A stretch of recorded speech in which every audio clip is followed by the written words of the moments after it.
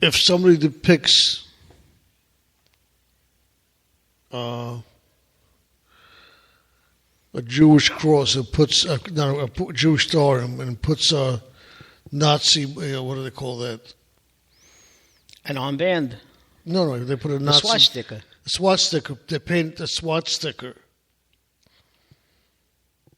He's expressing his, whatever the hell he's expressing. But they call that a hate crime. Right? True. Now won't they call, I would think a Muslim doing that to anybody is a hate crime. Well, we're talking about, depicting Muhammad in a cartoon. I mean, when people want to depict a Jewish person, usually they have a big nose. They have the big felt hats and payas, the sideburns, the curls, the way Rastafarians have dreadlocks. That's part of their religion. But not every Jew has curls or payas. It's the ultra-Orthodox. And even then, it's only certain sects. But they always portray a Jew as being slovenly and dirty. Even Shakespeare, when he depicted Shylock in The Merchant of Venice, Shylock was a dirty person who people came to borrow money because, according to the Christian religion, you weren't allowed to borrow money from other Christians, so Jews took over that role, and Shylock has his famous speech when he says, "If you stab me, do I not bleed?" A Jew is a human being. You stab a Jew, if you prick his skin, he's going to bleed. Well, same thing with every person, every human being in the world will bleed. Doesn't matter what religion they are. But the interesting thing is now, ISIS has their own feelings, but also I'm sure if you look in the Catholic religion, they also try to convert, and in the past they've killed to have people convert. Well, that's what the president was saying in his prayer breakfast, and he was chastised by many Republicans and Democrats. For one thing, they always say that he apologizes too much for America. That America does in the world, America does too many things that are wrong. And he said, early Christianity committed many crimes in the name of religion. All right, it was a valid point that he was making. But the thing is, he would never say they're Islamic terrorists. He will not use that word. And that's what, who's that gentleman from NBC and Meet the Press? Chuck Todd. Meet the Press, Chuck Todd. Chuck Todd. Yeah, he said this is getting stupid already. Well, he would never say that about Islam. That's the thing. That's what people are saying. He would never say those things about the Islamic religion that he says about Christianity.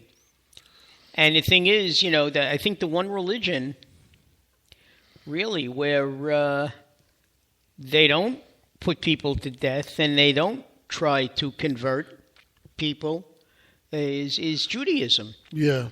Judaism believes in prayer and the reading of the Torah and following God's word to the letter. His 613 commandments, not just the 10 that we know so well. The other religions also rely heavily on those 10 commandments. But in Judaism, it wasn't until the state of Israel, in modern times, that the Jewish people had an army. I'm not talking about Joshua and Moses, going back that far. I'm talking in modern times. Well, that's true. But if you listen to some people, they think there shouldn't be a Jewish state also. And I'm not talking about other Jews. I mentioned it before. They said that Jews are made to be. What's the right word?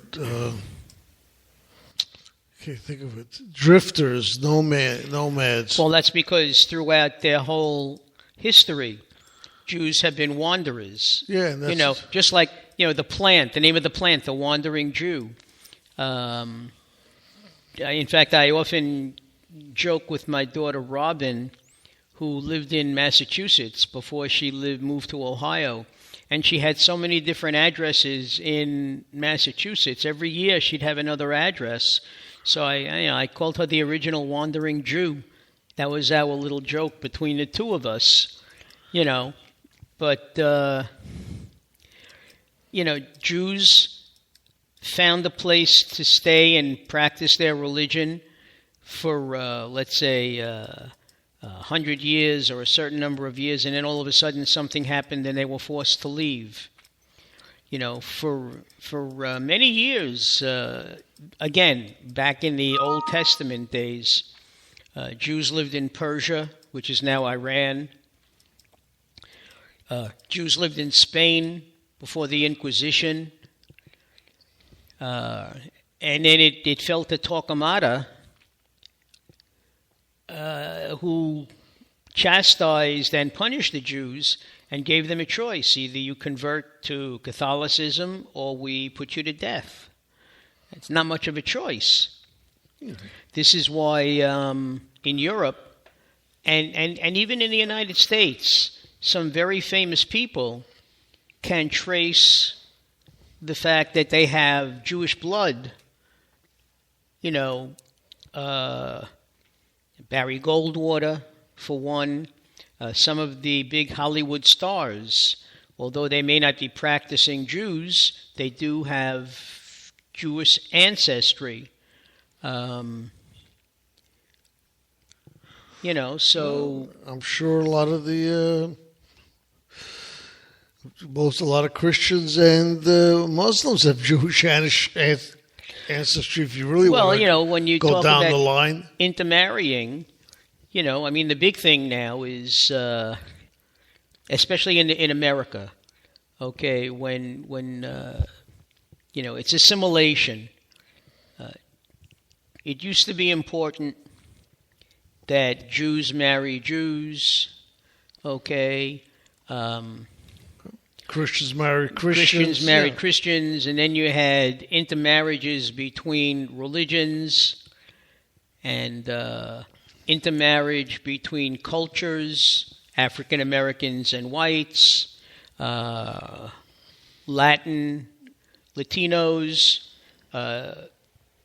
and whites, Latinos and blacks. I used to tell my students when we would discuss racism that, unfortunately, racism will always be there until the time when the races are so intermixed and commingle that there really is no difference at all. And there's going to be racism between who's got green eyes, who's got blue eyes. I just don't see it happening. I think there's always going to be some racism. Well, I said, the only way there will not be is if you have the races intermarrying to the point where it's so common, okay, that nobody bothers to look up and even question them within themselves. I don't think it would go as far as the color of your eyes. However, in psychology classes, I know that they do. They run tests like that where the teacher will put blue-eyed students on one side and dark-eyed students in another, or they'll put all the blondes together and the people with brown hair, and then they'll pass certain laws in quotes where certain people are not allowed to do certain things, just to show them what it's like, okay? But I stand firm by saying that there will always be racism until the races commingle, and there is no difference. I agree with you, and there's and basically no countries, because as long as countries different languages, there's always racism. There's always interaction between countries. Well, you know why there are so many different languages?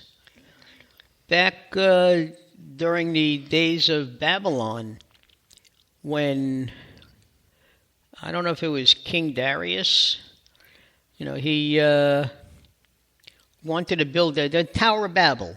Mm-hmm. When he wanted to reach the heavens, he made it so high, and God punished him by causing the tower to fall. Now, before then, everybody spoke the same language. When the tower fell, people spoke different languages, and that was, at least that's how in the Bible they explain how people speak different languages. Okay, other than Hebrew, all right, which was always the language of the Jewish people. Christopher Columbus, what language did he write in? Christopher Columbus was Spanish, but he sailed for Italy. And all his notes are written in Hebrew. Were they? Yes, sir. Well, there has been a rumor, and I don't know how true it is, but there was a rumor that Columbus was Jewish. In Spain, he was one of those people who, was made to give up Judaism. Well, they say that during those days, a lot of things were still written in Hebrew. A lot of notes, a lot of books. Well, sailors wrote in Hebrew. Well, the Bible itself originally, let me put it this way, I believe it was Aramaic. Okay, I believe many things were written in Aramaic, which was then converted to Greek, and in the Greek, the Coptics, the Christian Coptics, wrote it. They transcribed it with the scribes and wrote it in Hebrew. All right, so there's a lot missing in the translation. Well, that's what happens with every sure rewriting of a book or the Bible. I'm sure. But we are straying a little bit from our topic. Well, talking about the soul. I was thinking about a couple of Twilight Zone episodes, and if there are any zoners out there, Twilight Zone aficionados. Wait a second, I got a call coming in. 303. 303. Sounds like I think I know who it is. Is this Colorado? Yeah, it's Colorado. It's Colorado. Hello, Ann. How are you? How are you? Long time. I'm good. How are you? I know, it's been a while. How's the new job? Good. Okay. It's good. That's a I'm short busy. answer. Busy is good. Busy is good. I think Charlie's even a little busy lately. Yeah, that's a good thing, right? Yeah. Yes. You guys been busy too? Yeah, we're busy. Well, we try. Yeah. So what do you think of the topic today? Does man have a soul? I know you went to Catholic school, so... Yeah. If I guess it's if man didn't have a soul, then would we be constantly internalizing our fight of good versus evil, right? I don't know. Probably. It's a good question, certainly. I didn't. But really... why? What would be causing it? I mean, why would we be internalizing it if we didn't have a soul? I mean, I guess I don't know. I don't know. Well, you see, it's drummed into us from the time we're very young that there's a heaven and a hell, and that if you're good, you Yep. go to heaven. Okay, and they talk about the soul. In